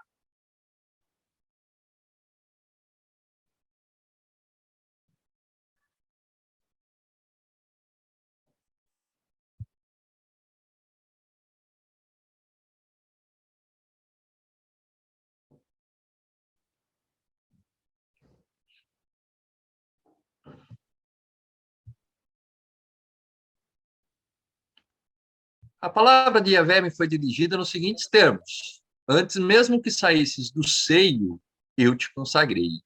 Eu te constituí profeta para as nações. Mas eu disse: ah, Senhor Yahvé, eis que não sei falar, porque sou ainda criança. Mas Yahvé me disse: não digas, eu sou ainda criança, porque a quem eu te enviar, irás, e o que eu te ordenar, falarás. Bom, como eu disse para vocês, eu publiquei um livrinho ali pelo Sebi. Não sei falar porque sou jovem. E aí é uma pergunta, né? Há reticências, não sei se vocês conseguem ver aí, porque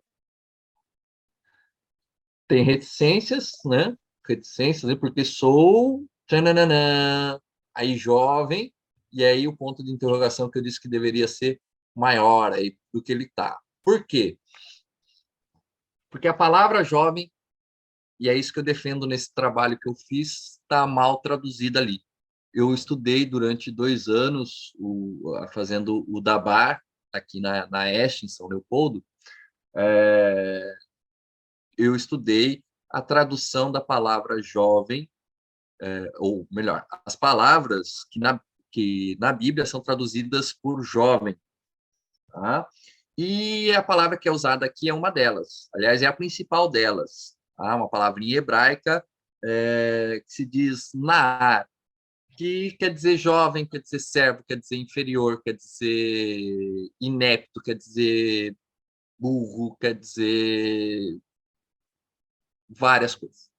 Tá? Então, a pessoa que é um naar, ela é inferior. Acho que é a tradução melhor de todas. É um inferior. Porque o naar é também o servo. Quando vocês leem lá na Bíblia, principalmente no Primeiro Testamento, servo, serva, está sempre relacionado a essa palavra. Tá? Mas, às vezes, os tradutores traduzem por jovem. Aqui, nesse texto que a gente pegou, eles traduziram por criança. Mas a tradução que eu defendo nesse texto aqui é que eu sou incapaz. Eu não sei falar, eu não sei argumentar. Como é que o senhor quer que eu seja seu instrumento de fala se eu não sei falar? Ó, e a Múria está dizendo que essa tradução que ela usou é a tradução de Jerusalém. E é uma das melhores que a gente tem.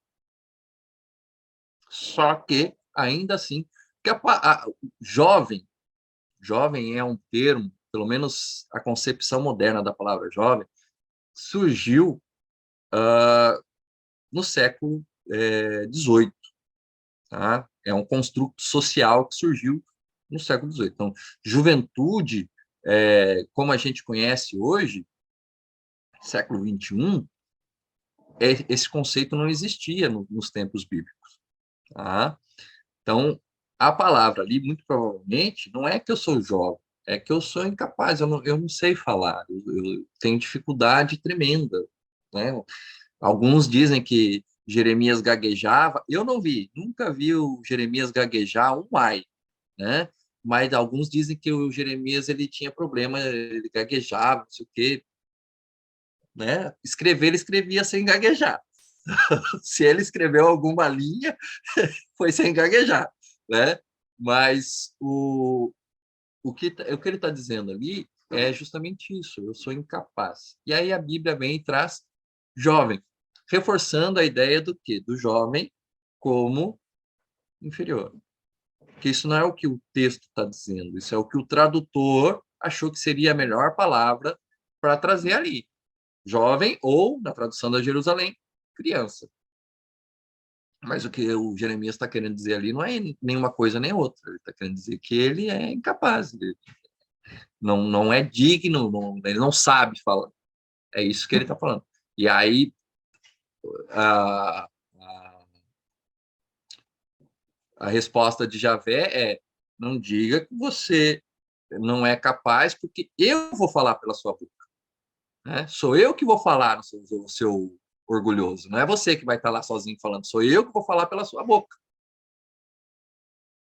Tá? Então, para a gente pensar sobre isso, né? Os textos bíblicos têm os seus problemas de época da redação, né? Já uma das irmãs ali da comunidade de Goiânia falava dos textos do Salmo de hoje. Eu fui dar uma olhada, né? Eu vou ler o Salmo para vocês.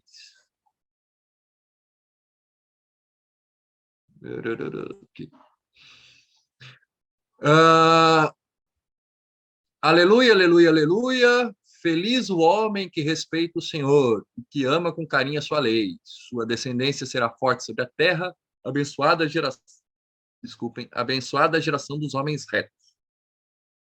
Feliz o homem caridoso e prestativo, que resolve seus negócios com justiça, porque jamais vacilará o homem reto, sua lembrança permanece eternamente. Seu coração está tranquilo e nada teme, e confusos há de ver seus inimigos. Ele reparte com os pobres os seus bens, permanece para sempre o bem que fez, e crescerão a sua glória e seu poder. É o Salmo 111 ou 112, a depender da tradução. Tá? É fácil de entender porque que a irmã se sentia incomodada com o texto, né? É fácil de entender. Muito E é fácil. E aí eu poderia dizer que não, que ali está errada a tradução. Mas ali a palavra que cabe é homem mesmo, pelo contexto. Mas é um tipo de homem. Não é o homem que é o pobre, o endividado. Não é esse homem. O texto está falando que esse homem aqui, lá no versículo 9, reparte com os pobres os seus bens. Então, além de tudo, além desse salmo ser para os homens, é para um público específico de homem. Né? É um homem que detém poder, que tem poder nas mãos. Então, a gente, com essa leitura que eu fiz do Jeremias, eu não quis dizer que só o serviço dos tradutores é que deixa a desejar na linguagem. Né? Então, esse salmo... Na minha tradução colocaram pessoa. Deu uma aliviada. Qual que é a sua tradução? King James. Mas mesmo dando essa aliviada, eu gostaria de saber como é que está o versículo 9 ali. generosamente reparte o que possui com os pobres. Tá? Quem é essa pessoa que tem algo para repartir com os pobres? Tá? Ele dá essa aliviada, mas o texto continua dentro, o contexto continua o mesmo. Essa pessoa abençoada é um líder patriarcal. Tá? Então, é um exercício assim de garimpo. A gente pode, eu acho que é legal trazer uma tradução que amenize o termo homem, mas a gente tem que compreender também o que é da época aí, né? Neste caso, não tem como defender. Nesse caso, a Bíblia está, assim, trazendo um texto machista e elitista. A gente nunca pode esquecer disso. A gente só faz a leitura por um viés, normalmente, né? Mas a leitura tem vários vieses, né? Aquele texto nosso lá que nós trabalhamos no grupo sobre ecumenismo, eu não quis falar porque eu já tinha falado sobre isso, mas o Juan detectou bem que tem alguns problemas ali, além da questão da relação ser inferior com quem para diálogo interreligioso em relação a quem serve para o ecumenismo, né? Ele apontou muito bem também a questão dos coletivos masculinizados, mas tem duas vezes a palavrinha esclareceu ali, que eu não comentei porque eu já tinha comentado lá no início. Então, já é um terceiro viés no texto. Aquele outro texto ter um bom português, né, um português correto, te ajuda a conquistar a pessoa amada, ali a gente vai ver preconceito linguístico, que eu já disse para vocês que, na verdade, é social. A gente vai ver machismo. Tá? Por quê? Porque eu estou atrás da mulher para casar. Né? Estou atrás da mulher para casar. Porque se vocês pegarem o texto para ler, vocês vão perceber que aquele texto é direcionado para as mulheres. Pelo contexto dele, vocês vão perceber que aquele texto é direcionado para as mulheres. Ele está dizendo assim, ó, você, mulher, quer casar, tem que aprender a falar direito. Homem não gosta de mulher que não sabe falar. Né? Então, todos os nossos textos a gente costuma observar e às vezes a gente não identifica todos os vieses que atravessam esse texto. Mas quanto mais a gente identificar, mais completa fica a nossa leitura. Mais completa fica a nossa leitura. Né? Perceber que um texto é machista, é racista, é capacitista, a gente vai percebendo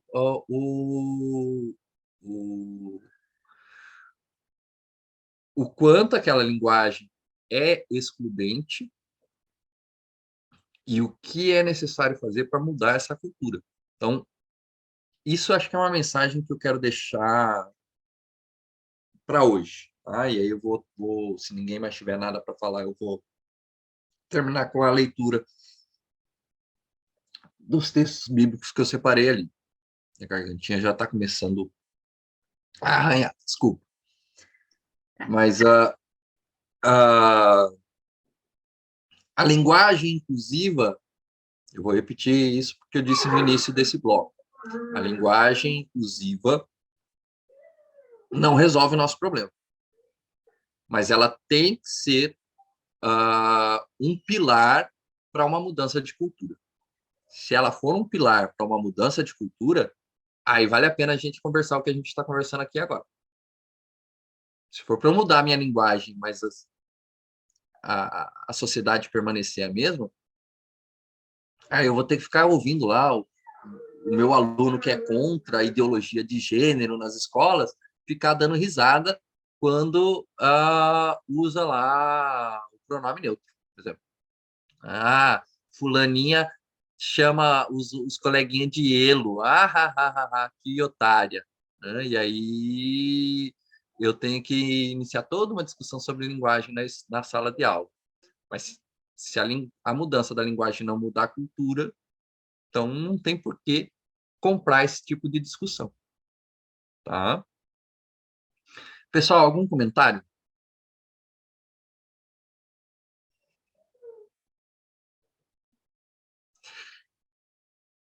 Então, eu queria trazer... Muito proveitosa. Confirmou muitos aspectos, vamos dizer, despertou, inquietou, ampliou a mente, pelo menos a minha, né, para perceber mais. Eu sou meio crítica, mas, assim, ampliou muito. Então, só tenho a agradecer. Esse é o comentário que eu faço. E estou já esperando o próximo sábado. E lamentando porque não tem 200 pessoas aqui. Seria uma chance de mudança. Zé Luiz, a fala da irmã Terezinha, eu vou pegar só uma parte nela aí, para emendar, que está aí no chat, eu falo chat, gente. Está aí no chat o link para a lista de presença e a avaliação. É muito importante vocês avaliarem, muito importante mesmo. E depois que o Zé Luiz concluir, a gente faz uma oração final e um encaminhamento e oração final. Ok. Então, eu quero trazer para vocês, primeiramente, são 2 textos bem conhecidos, e aí vocês vão me dizer qual é a relação deles com o que a gente conversou hoje. Pode ser? Então, vamos lá. Primeiro é Gênesis, capítulo 11. Deixa eu ver aqui. Maribel, o que foi Maribel, ó? Maribel tá falando de nós, será?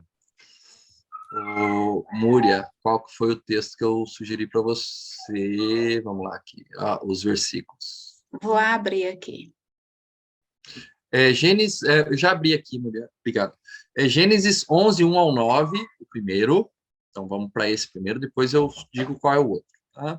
Gênesis 11, 1 ao 9. Se vocês estiverem com uma Bíblia aí do lado, senão a gente vai... Quem estiver com a Bíblia na mão, eu convido aí a gente a ler à vontade, quem queira, né? Um versículo, pelo menos. Eu começo. Dá um tempo para vocês acharem o texto. Gênesis 11, 1 ao 9.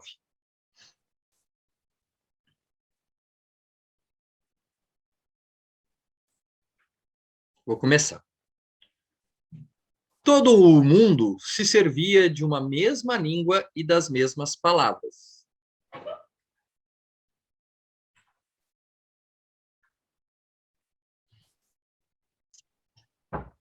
Os que migravam do Oriente encontraram na terra de Sinaá uma planície e ali se estabeleceram.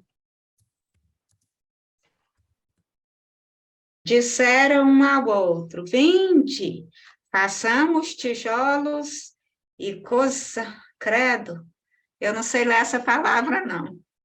Façamos tijolos e o quê? Cozamos-los, ou seja, cozinhamos-los. Ao fogo. O tijolo lhe serviu de pedra e o betume de argamassa. Depois disseram: vamos, façamos para nós uma cidade e uma torre cujo cimo atinja os céus.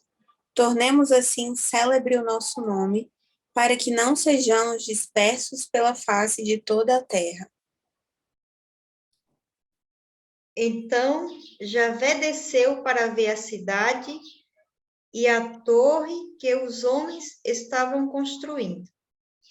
E Javé disse: eles são um povo só e falam uma só língua. Isso é apenas o começo de seus empreendimentos. Agora, nenhum projeto será irrealizável para eles.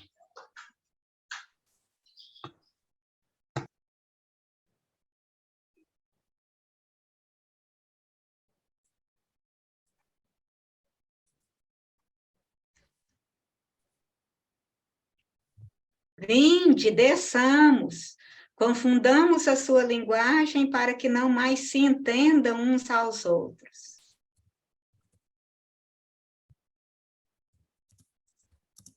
E foi dessa maneira que o Senhor os espalhou dali por toda a terra, e pararam de erguer a cidade.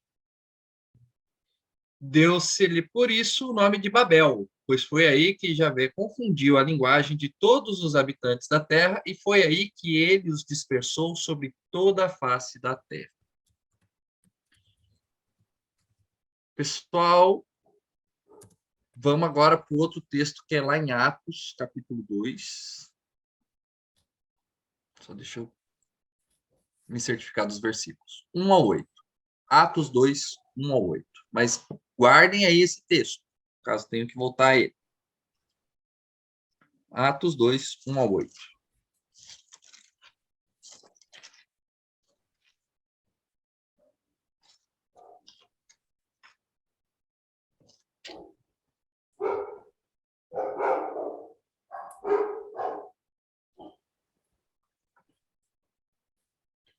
Vou começar a leitura, tá? Tendo-se completado o dia de Pentecostes, estavam todos reunidos no mesmo lugar.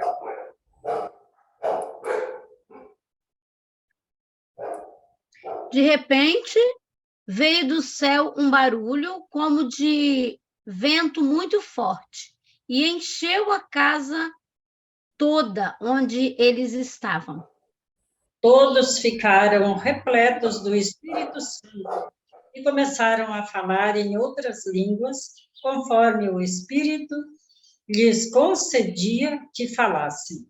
Em Jerusalém moravam judeus piedosos, vindo de todas as nações do mundo. Quando ouviram o barulho, todos e ficaram confusos, pois cada um ouvia na sua própria língua. Os discípulos falaram. Profundamente impressionados, manifestavam a sua admiração. Não são, porventura, galileus todos estes que falam? Como então cada um de nós os ouve falar em nossa própria língua materna? Partos, medos e elamitas, habitantes da Mesopotâmia, da Judéia e da Capadócia, do Ponto e da Ásia, da Frígia e da Panfilha, do Egito e das regiões da Líbia, próximas de Cirene, romanos que aqui residem, tanto judeus como prosélitos, cretenses e árabes, nós os ouvimos anunciar em nossas próprias línguas as maravilhas de Deus. E passou. Passou, mas tá bom, tudo bem, não tem problema. Era só por questão de tempo mesmo que eu tinha ido até aí, mas vamos recordar aí. O primeiro texto, todo mundo falava uma mesma língua e Deus os dispersou. Criou uma confusão entre eles e aí nasceu uma confusão de línguas, né? Babel. E no segundo texto, todos falavam diversas línguas e, de repente, uma língua universal os uniu e todos eles começaram a se compreender. O que isso será a ver com o que a gente viu hoje?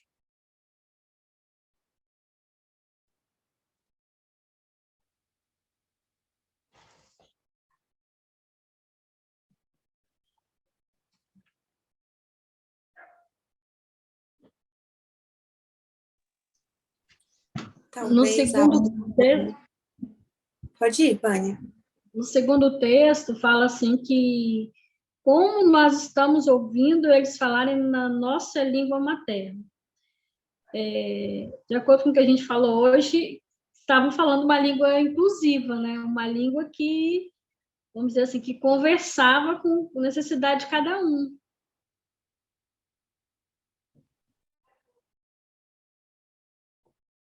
E essa língua que era inclusiva, ela era única ou ela era diversificada?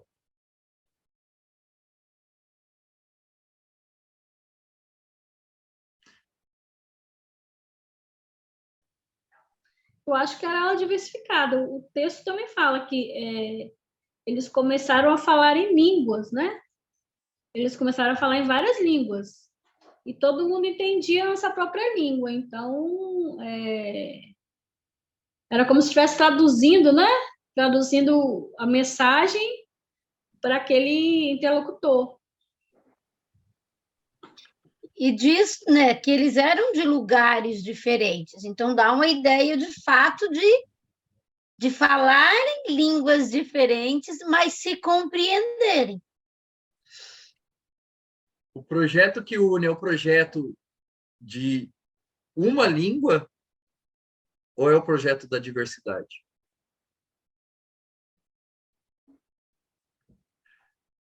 A linguagem inclusiva respeita a diversidade. A linguagem inclusiva é empática à diversidade, né? É colocar-se no lugar do outro, da outra, e perceber aquilo que a Múria perguntava no início, né? O que incomoda o outro, a outra, na fala? Não somente aquilo que me incomoda, porque eu, como homem, branco, hétero, né? Embora eu estou morando no Rio Grande do Sul hoje, mas eu sou paulista, então já é uma região central também, né? Sul, Sudeste são regiões centrais. Homem, branco, já de cabelinho branco, né? Cis. Por que esse assunto me interessa?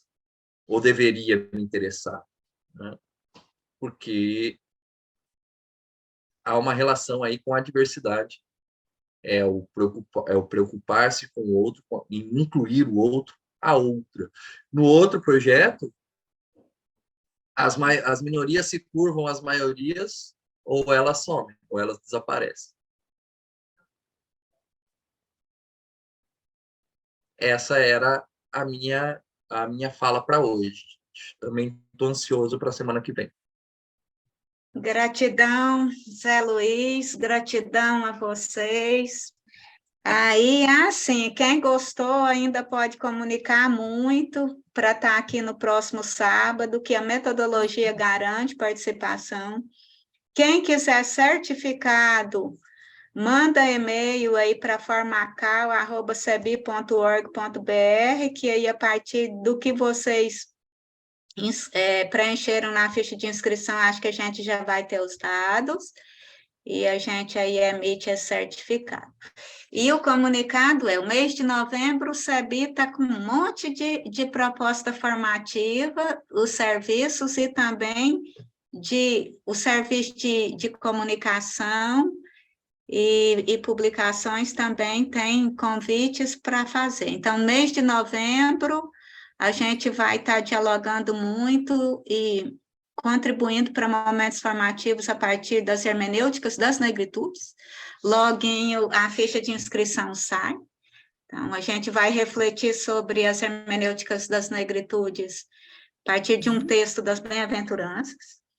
E eu acho que no dia 10, no dia 10 de novembro, é o lançamento de um livro, Bem-aventuradas são as pessoas negras, aí é no canal do YouTube do CEBI Nacional, e no dia 17 de novembro é o aprofundamento desse livro aí é na sala do Zoom. Então, na sala do Zoom, a gente solta a ficha de inscrição para a sala do Zoom. Vocês também ajudam a divulgar, vai estar nas redes do CEBI. Quer falar alguma coisa sobre isso, Juan?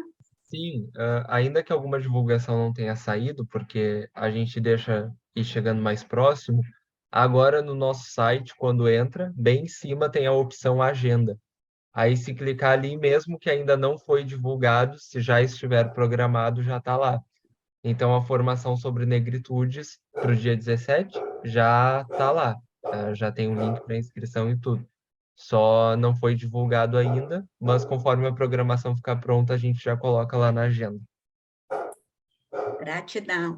E aí, o Zé Luiz trouxe algumas publicações do CEBIR, que está muito preocupado realmente com essa questão das linguagens inclusivas, e já começou todo um processo, assim, começou a publicar, divulgar material que é possível, sim, trabalhar lá com os grupos de base. Aí, ali na oficina da semana que vem, a gente reforça esse material, qual é o material que existe no CEBI a partir de linguagens inclusivas, e tudo que o Zé Luiz encaminhar para nós nesse diálogo de sentar junto, preparar coletivamente, que pode ser compartilhado com vocês de material, nós encaminharemos por e-mail, tá bom? Então, assim, a gente encaminha os textos por e-mail. Se vocês quiserem os textos que o Zé Luiz já compartilhou conosco, assim, pode também a gente vai encaminhar de toda forma. Outra coisa é que nós somos o povo, o grupo da memória. Então, para a etapa que vem, vocês, isso também vai no e-mail, mas eu já falo aqui, já sistematizem em uma frase, aqui nesse Zoom, nós somos a sistematização de uma frase. O que ecoou nos corpos de vocês a partir do dia de hoje? Como a profecia de Isaías, o que ficou tatuado na palma da mão, o que ficou tatuado no corpo? Aí sistematiza isso, já vai remoendo, ruminando, vai deixando reverberar no corpo, para no próximo sábado a gente começa com essa memória. Assim, faz parte da metodologia do CEBI, né? Então, essa memória, isso é muito importante. E agora, alguém tem alguma pergunta? Só então, deixa eu aproveitar, não é obrigatório, tá, pessoal? Não é obrigatório, mas quem tiver acesso e puder ler alguma coisa sobre racismo recreativo, esse livro é do Adilson Moreira, tá? Mas não é só racismo recreativo, não, tá? É feminismo, o feminismo recreativo, etarismo recreativo, capacitismo recreativo. Quem puder se informar sobre o que é isso, vai ser bastante útil para a nossa próxima conversa. Então, gratidão, Zé. E agora, o Hugo chegou agora, Hugo Bruno, as boas-vindas, Hugo. Nós vamos agora, então, se vocês, de novo, eu falo, é muito importante preencher essa lista de presença e avaliação. Agora, nós vamos compartilhar uma tela e alguém lê a prece do bom caminho, que for possível aí, de forma bem orante.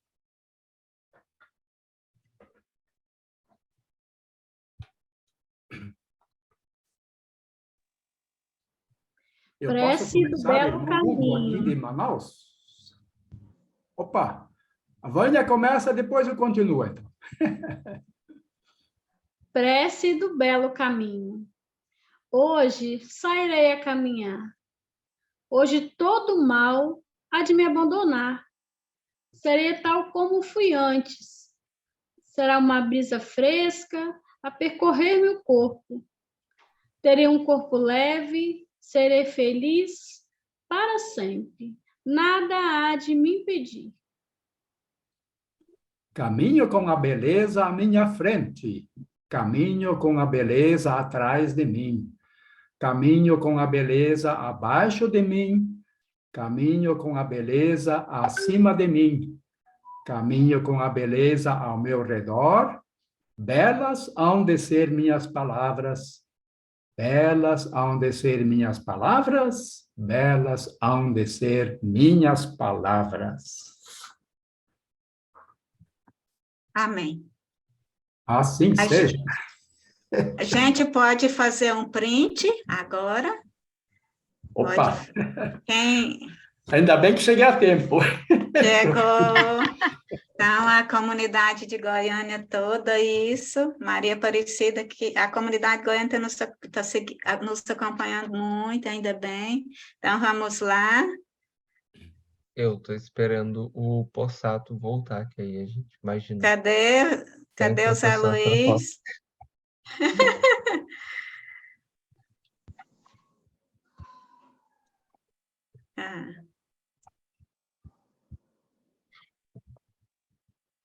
Agora. Vamos lá, Zé Luiz. Apareceu. Pronto, gente. Então, até sábado que vem, vocês façam o boca a boca dessa oficina, divulguem muito, compartilhem ainda a ficha de inscrição, que a metodologia garante a participação de todas e todos e todes ainda no próximo sábado. Beijo, abraço. Eu não sei se vocês estão sentindo a mesma coisa que eu, mas as linguagens nos meios de comunicação, nas redes sociais já deram uma mudada. Meu corpo já está mais leve com os discursos, as narrativas, as falas. Eu não sei vocês, mas meu corpo já está sentindo isso. Então, beijo grande e até sábado. Fique de olho nas hermenêuticas das negritudes também, para divulgar, compartilhar, participar. E tem também da criança. Tá? Abraço forte.